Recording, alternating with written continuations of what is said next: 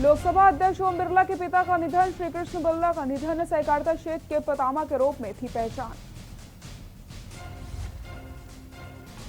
छत्तीसगढ़ में कोरोना संक्रमितों की संख्या में मामूली कमी। 4 महीने से रोज औसत 8 मौतें। प्रदेश में 2197 नए कोरोना मरीज। छत्तीसगढ़ में कोरोना के बीच पहला चुनाव। 10 नवंबर को आएंगे उपचुनाव के नतीजे। अगर वोटर को बुखार तो सबको बाद में करेगा मतदान। धान खरीदी कोऑपरेटिव को बचाने कानून बनाएगी सरकार। जरूरी होने पर बुला सकती है विशेष सत्र। कैबिनेट बैठक में हुआ फैसला। कोरोना और बाढ़ से जिंदगी की रफ्तार पर लगा ब्रेक। हाईवे पर दुकान लगाने को मजबूर बीजापुर ग्रामीण। रोजगार नहीं मिलने से हुए परेशान। जामंत्री में रिश्तों का हुआ कत्ल। घरेलू विवाद में बेटे ने ही की पिता की हत्या। घटना के 6 घंटे बाद पुलिस की पकड़ में आया आरोपी। आप देख रहे हैं के न्यूज, खबरों का सारथी। छत्तीसगढ़ में कोरोना बेकाबू होता चला जा रहा है। प्रदेश में मई से अब तक मौतों का औसतन निकाला जाए तो रोजाना 8 लोगों की जान कोरोना से जा रही है। इस बीच मंगलवार को रायपुर में 456 समेत प्रदेश में कोरोना के 2197 नए मरीज सामने आए। इलाज के दौरान मंगलवार को 39 कोरोना संक्रमितों की जान चली गई, जिसमें 12 रायपुर के हैं। प्रदेश में अब तक 917 मरीजों की जान गई है, जिसमें 420 रायपुर के हैं। वहीं दुर्ग रेंज के आईजी व उनके स्टाफ के 5 अन्य कोरोना संक्रमित पाए गए हैं। प्रदेश में कुल संक्रमितों की संख्या अब बढ़कर 1,10,355 पहुंच गई है। इसमें एक्टिव केस की बात की जाए तो 31,225 है। इलाज के बाद 78,514 मरीज डिस्चार्ज हो चुके हैं। रायपुर में मरीजों की संख्या 33,285 और एक्टिव केस 10,839 है। 22,026 लोग स्वस्थ हुए। अब तक 11 लाख से ज्यादा सैंपल की जांच की जा चुकी है। प्रदेश में कोरोना से पहली मौत 29 मई को बिरगांव के एक युवक की हुई थी।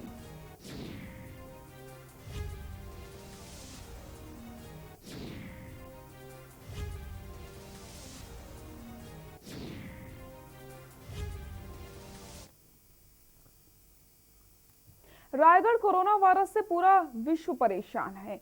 भारत में भी कोरोना वायरस का असर देखा जा सकता है।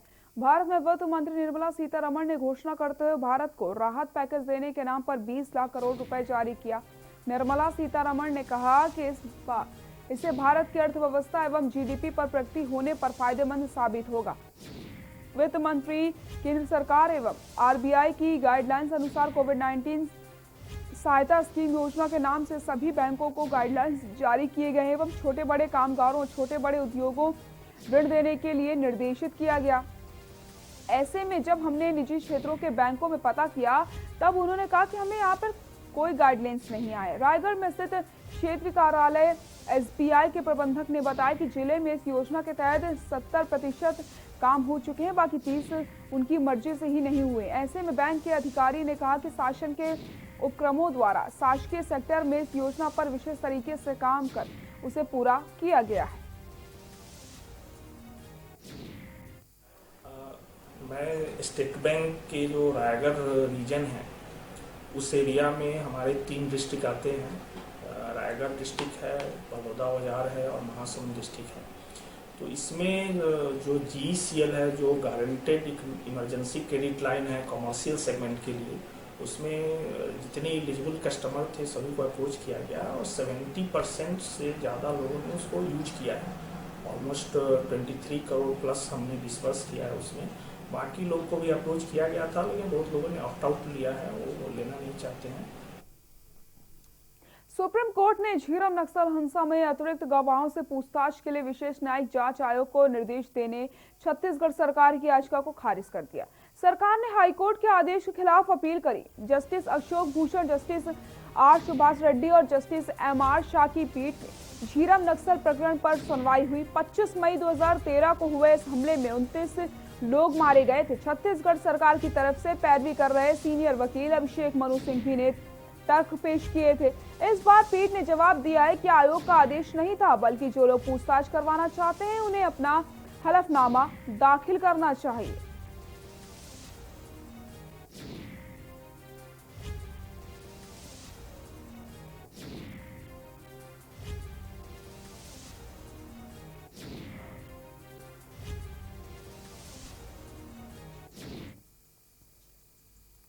खबर बीजापुर से, जहां पर बीजापुर जिले के अंदरूनी गांव में रोजगार की कमी के चलते अब सड़कों पर रोजमर्रा की जरूरत के सामान बेचने को ग्रामीण मजबूर हो चुके हैं। कोविड-19 महामारी के चलते कई फैक्ट्री, कंपनियां, ठेकेदारों का काम बंद है। इनके पास मजदूरी करने के वाले ग्रामीणों के पास काम की समस्या हो गई है। लोगों की आर्थिक स्थिति पर काफी बुरा असर पड़ रहा है। लिहाजा अब ग्रामीणों ने रास्ता निकाला कि गांव के उन लोगों से पैसे उधार लिए जा रहे हैं जो आर्थिक रूप से थोड़े मजबूत हैं। इन रुपयों से बेचने के लिए किराना सामान और सब्जी लाकर ग्रामीण नेशनल हाईवे पर छोटी छोटी दुकानें लगा रहे हैं। कोरोना महामारी का गांवों में ये बड़ा असर देखने को मिल रहा है।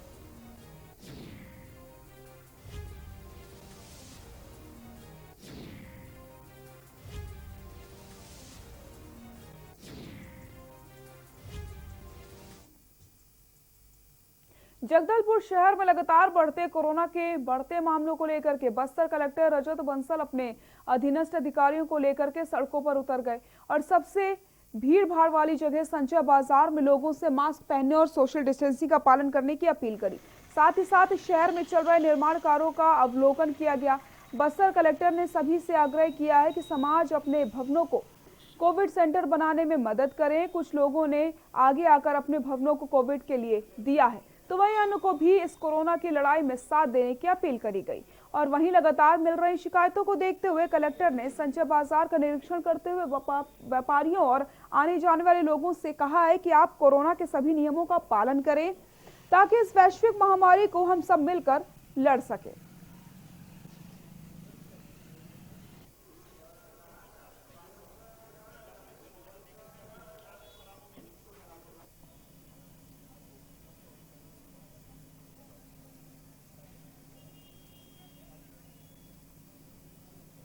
सुबह से शहर की कुछ समस्याएं सामने आ रही थी, उनको लेकर के निरीक्षण किया गया। विशेष रूप से गीदम रोड के निर्माण को लेकर के जो लेट हो रहा था उसके लिए सभी एजेंसीज़ को पीडब्ल्यूडी, सीएसईबी, नगर निगम, इन सभी एजेंसीज़ को ले जा करके वहां दौरा किया। साथ में संजय बाजार में अभी फिर भीड़ बढ़नी शुरू हो गई थी और जिससे सामाजिक दूरी का पालन नहीं होने का संभावना थी, तो उसके भी निरीक्षण करके ट्रैफिक के जो डीएसपी हमारे साथ थे उनको भी निर्देशित किया गया। और आज एक बहुत अच्छी पहल लुंकड़ भवन की ओर से हुई है कि उन्होंने अपना समाज के भवन को कोविड केयर सेंटर के रूप में डेवलप करके शासन की साथ एक सहयोगात्मक कदम उठाने का निर्णय लिया है, उसकी तैयारी की, उसका भी हमने जायजा लिया। धमंतरी में सिहावा के मगरलोड क्षेत्र के ग्राम अमलीडीही में दिल दहला देने वाला मामला सामने आया, जहां कलयुगी पुत्र ने अपने ही पिता की हत्या कर दी। बता दें आपको, ग्राम अमलीडीही के मृतक का नाम चंदूलाल निषाद और आरोपी पुत्र रोशन निषाद 25 वर्ष बताया जा रहा है। घटना के बाद पिता चंदू निषाद को घायल अवस्था में सामुदायिक स्वास्थ्य केंद्र मगरलोड लेकर गया था, जहां उसकी मौके पर मौत हो गई थी। जहां रास्ते में पिता की मौत हुई, वहीं आरोपी पुत्र घटना के तुरंत बाद ही फरार हो गया था, जिनको मगरलोड पुलिस द्वारा पकड़कर आगे की कार्रवाई कर रहे हैं।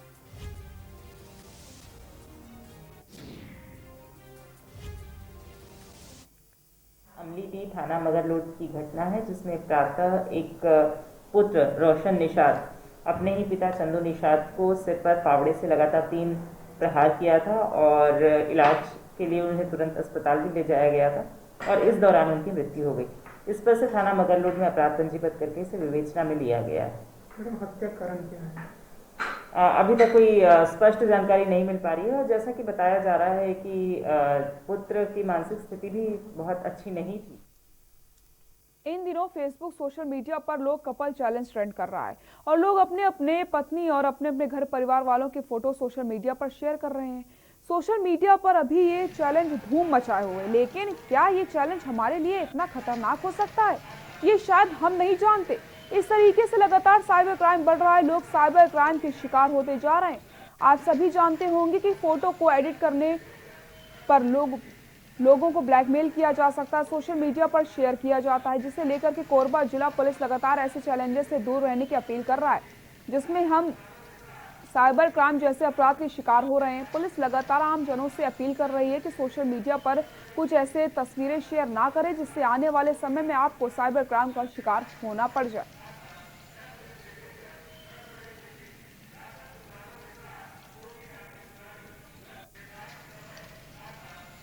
निवेदन किया जा रहा है और अभी वर्तमान में जिस प्रकार से कपल चैलेंज एक साइबर या फेसबुक, ट्विटर, व्हाट्सएप वगैरह में भेजी जा रही है फ़ोटो, इसके प्रति हम आम जनता को सावधानी बरतने के लिए कहेंगे, क्योंकि माताओं बहनों का किसी भी प्रकार का फ़ोटो अपलोड करना फेसबुक वगैरह में कई बार खतरा हो जाता है। कई बार इनके फ़ोटो के साथ जो है छेड़छाड़ करके अलग तरीके से फ़ोटो बना दी जाती है, कि छेड़छाड़ करके गलत तरीके से फ़ोटो को दर्शाया जाता है। तो सभी माताओं बहनों से, आम जनता से अपील करना चाहेंगे कि फ़ोटो शेयर करते समय विशेष सावधानी बरतें।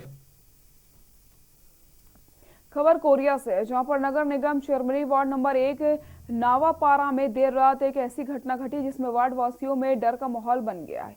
आपको बता दें कि चिरमिरी में आए दिन रहवासी इलाकों में भालू दिखते रहते हैं।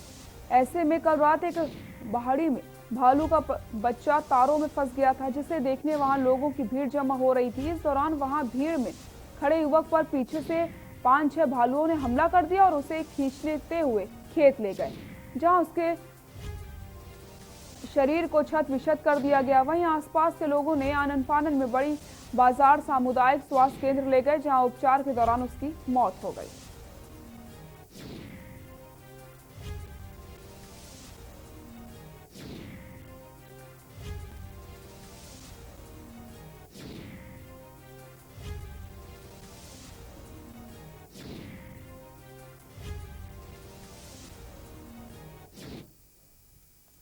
महासमुंद जिला के वन परिक्षेत्र सरायपाली के अंतर्गत ग्राम बसंतपुर कटेल के पास कक्ष क्रमांक 353 में ग्राम महोडीपा के पास अवैध रूप से मांस को मोटरसाइकिल से लादते हुए फॉरेस्ट विभाग की टीम ने 4 लोगों को धर दबोचा है। अपराधियों के विरुद्ध वन प्रणाली संरक्षण के तहत कार्रवाई की जा रही है। साथ ही साथ मोटरसाइकिल को जब्त कर लिया गया है।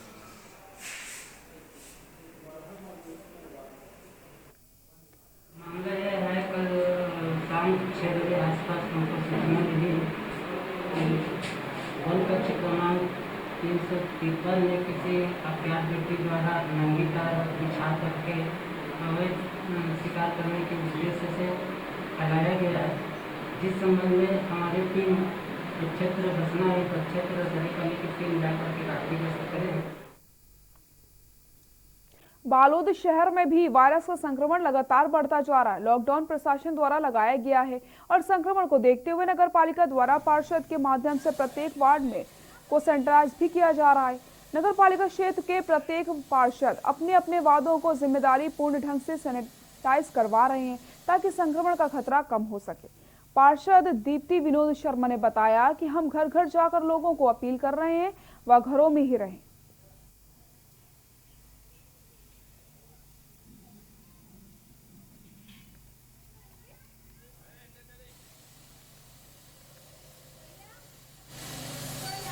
कोविड-19 के चलते बहुत ही भयानक अभी फैल रहा है, इसलिए हम लोग पालिका तरफ से पार्षद लोग या जनता को पूरा जागरूक करने के लिए सैनिटाइजर किया जा रहा है। लगातार कर रहे हैं सैनिटाइजर, और नाली सफाई चल रहा है और नाली में छिड़काव भी किया जा रहा है, ताकि बच्चे, बुजुर्ग और सभी सेफ हो सके। और इसके लिए हम लोग सभी घर में रहिए करके विनती कर रहे हैं। रायगढ़ जिला कलेक्टर के मार्गदर्शन में नगर निगम आयुक्त प्रतिदिन लॉकडाउन में भी शहर का निरीक्षण करके छोटी बड़ी समस्याओं का निराकरण कर रहे हैं। आपको बता दें, कलेक्टर भीम सिंह के निर्देशन में निगम आयुक्त आशुतोष पांडे निगम अमला के साथ निरीक्षण करके शहर के कोने कोने में जा रहे हैं, जिसके चलते आयुक्त ने शहर में जीरो पॉइंट अंकित किए हैं, जिसे सुंदरता एवं स्वच्छता हेतु उपयोग में लाया जाएगा। साथ ही साथ वहाँ एंटीऑक्सीडेंट पौधे लगाए जाएंगे। वहीं निरीक्षण के दौरान बड़े हटरी व्यवस्था बाजारों की गलियों में घूमकर नजारा देखा गया, जिसे देखकर चिंता जाहिर की गई। यदि यहां पर कोई भी अप्रिय घटना घट जाए तो किसी को भी बचाना मुश्किल हो जाएगा। उन्होंने अव्यवस्था के लिए अधिकारियों को सख्त निर्देश दिए, जल्द इस क्षेत्र में कार्रवाई करते हुए व्यवस्थित किया जाए।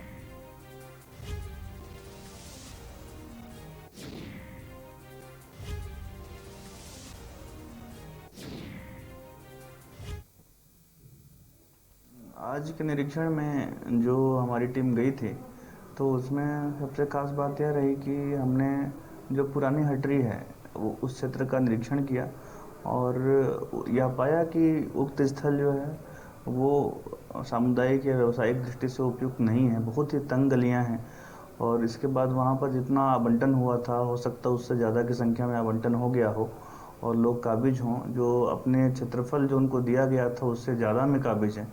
इसको देखते हुए वहाँ पर व्यवसायियों की सुविधा के लिए आगे उसमें आगजनी न हो, तो अगर ऐसी स्थिति आए तो वहाँ से लोग सुरक्षित निकाले जा सकें, हमारी गाड़ियाँ जो हैं वहाँ पर अंदर तक चली जाएं, इसके लिए एक विस्तृत प्लान बनाया जाएगा। सर्वप्रथम विधि अधिकारी जो कि राजस्व अधिकारी भी हैं, उनको निर्देशित किया गया है कि वर्कआउट करके एक अच्छा प्लान प्रस्तुत करें, जिससे कि शहर के मध्य में एक सर्कुलर बाज़ार जो मिले लोगों को, जो पालिका बाज़ार के नाम से हो। बात करते हैं रायगढ़ की, जहां पर पूर्वी अंचल के एमएसवी कंपनी जामगांव जूनहीडीह स्थित कॉलोनी में एक कोरोना संक्रमित शख्स मिला, जिसकी मौत हो गई। वहीं प्रबंधन के अधिकारियों की कोरोना से मृत्यु की खबर से अंचल में दहशत का माहौल बन गया। अधिकारी के कोरोना से मृत्यु की पुष्टि के लिए मुख्य चिकित्सा एवं स्वास्थ्य अधिकारी डॉक्टर केसरी से मोबाइल पर संपर्क किया गया। उसने फोन रिसीव करना मुनासिब नहीं समझा। वहीं स्वास्थ्य विभाग के कर्मचारी द्वारा कॉन्ट्रैक्ट ट्रेसिंग के लिए जाने पर उक्त आइसोलेशन में रह रहे लोगों द्वारा महिला स्वास्थ्य कार्यकर्ताओं के साथ बदसलूकी की जाती है। स्वास्थ्य कार्यकर्ताओं ने विभागीय अधिकारियों को इसकी जानकारी देने के साथ ही थाने में एफआईआर दर्ज कराने की बात कही। जिला प्रशासन द्वारा एमएसपी कॉलोनी में ज्यादा पॉजिटिव मरीज मिलने के बाद भी कॉलोनी को सील नहीं किया गया। ग्रामीण प्लांट के विरोध में उतर आए हैं। एमएसपी कंपनी के सुरक्षा इंचार्ज भी सरकार ने पॉजिटिव मरीजों के द्वारा प्लांट में काम करने पर लापरवाही बरतने से साफ इनकार किया है।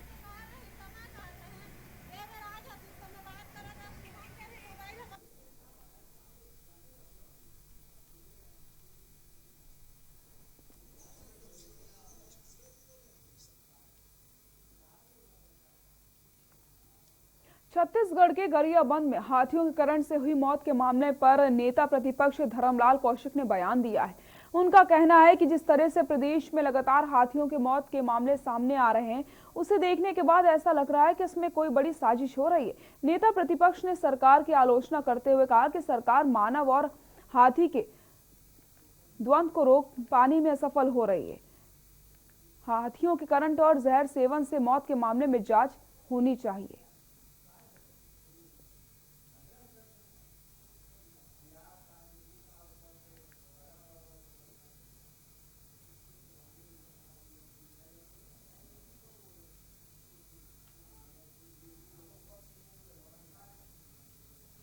गरियाबंद में एक हाथी की और मौत हो गई। ये मौत भी करंट लगने से हुई है और अभी जितने मौतें हो रही है लगभग करंट लगने से हाथियों की मौत हो रही है। रोक पाने में सरकार विफल रही है। मनुष्यों को नुकसान पहुंचाई जा रही है, मृत्यु हो रही है, उनको कैसे रोका जा सके, फसल को कैसे बचाया जा सके, और उसके साथ ही साथ में हाथियों की जो मौत हो रही है, खास करके करंट लगने से, पाइजन से जो मौत हो रही है, उससे उनको कैसे बचाया जा सके, इस पर कारगर पहल करने की आवश्यकता है। रायगढ़ के कलेक्टर भीम सिंह ने कलेक्टर कार्यालय से कोरोना जागरूकता प्रचार रथ को हरी झंडी दिखाकर रवाना किया। ये रथ शहर के सभी इलाकों में जाकर कोरोना महामारी से बचाव हेतु किए जाने वाले सुरक्षात्मक उपायों के बारे में जानकारी देगा। इसके साथ ही जिला प्रशासन द्वारा कोरोना मरीजों की सुविधा के लिए स्थापित होम आइसोलेशन कंट्रोल रूम तथा आपातकालीन स्थिति के लिए जारी फोन नंबर की जानकारी देगा। साथ ही साथ सभी गली मोहल्लों में 3 मूविंग एंड रिक्शा एवं पंपलेट के माध्यम से कोरोना से बचाव हेतु लोगों को सोशल डिस्टेंसिंग और मास्क पहनना, हाथों की नियमित धुलाई एवं सैनिटाइजर प्रयोग करने संबंधी जानकारी के बारे में बताया जा रहा है। इस दौरान सीईओ जिला पंचायत सुश्री ऋचा प्रकाश चौधरी, मुख्य चिकित्सा एवं स्वास्थ्य अधिकारी डॉक्टर SN केशरी सहित स्वास्थ्य विभाग के कर्मचारी भी मौजूद रहे।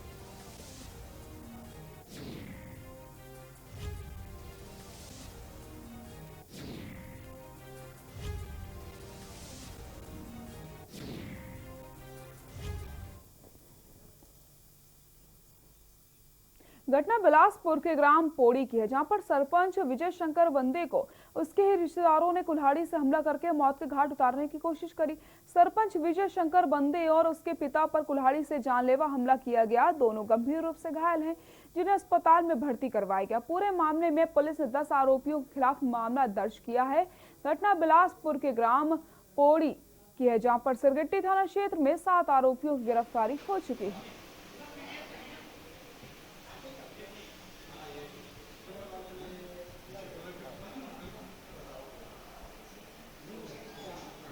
दिनांक 27/9/2020 के करीबन 7-8 बजे के बीच थाना सिरगिट्टी पुलिस को सूचना प्राप्त हुई कि ग्राम कोड़ी में ग्राम सरपंच विजय शंकर बंदे और उसके पिता को उसके ही रिश्तेदारों में वाद विवाद के चलते जान से मारने की नीयत से कुल्हाड़ी से हमला करके घायल कर दिया था।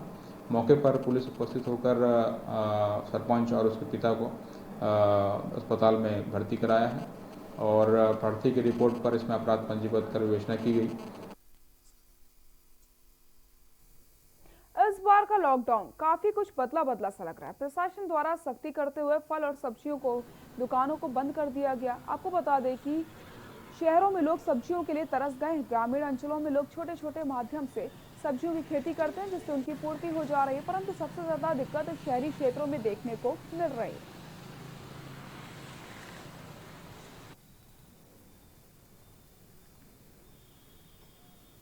मार्केट में घूम रहे हैं सर, सब्जी मिल नहीं रही है, कहाँ जाए हम लोग बताओ आप। गांव में तो सब मिल रहा है, सब्जी खेती बाड़ी सब है गांव में, यहाँ तो कुछ मिल नहीं रहा है। टमाटर 120 रुपए किलो बोल रहे हैं, धनिया एक पत्ती देते हैं 10 रुपए का, जाए कहाँ बताओ। टमाटर 150 रुपए किलो बोल रहे हैं, छोटे छोटे बाल बच्चे हम लोग कहाँ से लाएंगे बताओ। सूरजपुर जिले के प्रतापपुर निवासी शैलेंद्र कुमार सिंह ने थाना प्रतापपुर में सूचना दी कि ग्राम खोरमा मेन रोड पर अज्ञात व्यक्ति मरा हुआ पड़ा है। सूचना पहुंची पुलिस ने शव को कब्जे में लेकर जांच शुरू कर दी। रामानुगंज में 3 व्यक्ति एक रूम में रुके थे। पुलिस ने 3 व्यक्तियों को पकड़ा, जहां उनके कमरे से लूटे हुए स्कॉर्पियो के नंबर प्लेट मिली है। आरोपियों ने हत्या कर लूट करने का आरोप स्वीकार किया है। गिरफ्तार आरोपियों में से शाहिद खान फैजान सरवर ने बताया कि उन्होंने ही ड्राइवर चित्रेम साहू की हत्या करी है।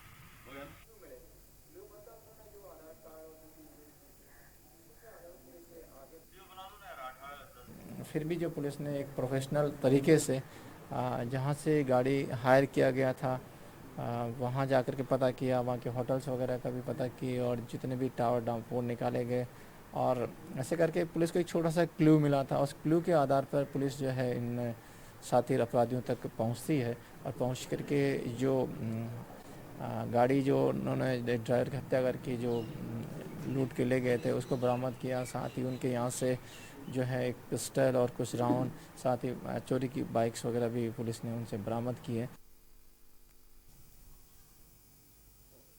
मरवाही में वन विभाग उदासीनता की वजह से ग्रामीणों पर भालुओं के हमले थमने का नाम नहीं ले रहे।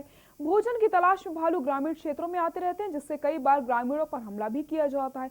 आपको बता दें, कुछ ही महीने पूर्व नरौर पंचायत में एक महिला पर भालू ने हमला कर दिया था, उसे मौत के घाट उतारा था। उसी गांव के एक व्यक्ति पर घर के अंदर घुसकर भालू ने उस पर हमला करके उसे बुरी तरीके से घायल कर दिया। वहीं कोटा विधायक रेणु जोगी ने कहा कि भालू के ऐसे ग्रामीण क्षेत्रों में घुसने के कारण वन विभाग की लापरवाही है, क्योंकि जामवंत योजना के तहत करोड़ों रुपए खर्च करने के बाद भी आज तक भालुओं के भोजन की पर्याप्त व्यवस्था जंगल में नहीं की जा सकी है। वन विभाग लगातार नाकाम साबित हो रहा है भालुओं को खाना देने में, जिससे भालू लगातार ग्रामीणों को अपना शिकार बना रहे हैं।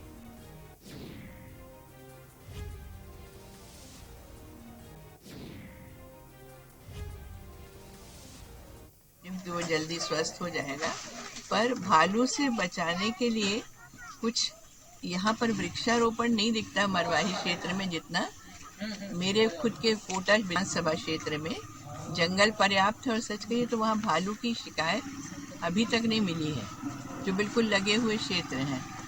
तो सरकार से मेरी अपेक्षा है कि वन विभाग जामवंत योजना शुरू हुई थी, 4 करोड़ उसके लिए भाजपा सरकार ने स्वीकृत किए थे कि फलदार वृक्ष लगाएं जो भालू को पसंद है। बुलेटिन फिलहाल के लिए इतना ही। देखते रहिए के न्यूज़ इंडिया। नमस्कार।